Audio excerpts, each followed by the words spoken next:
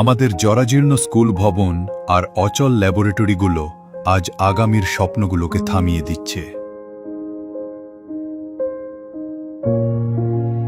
আমাদের লাইব্রেরিতে পর্যাপ্ত বই, আমাদের তো প্র্যাকটিস করার জন্য ল্যাবও নেই। এই অবস্থায় আমরা ভালো ফলাফল কিভাবে করবো?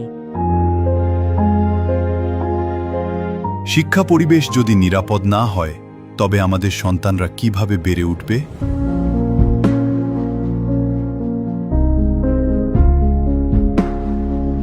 এই সমস্যাগুলো আমরা অস্বীকার করি না।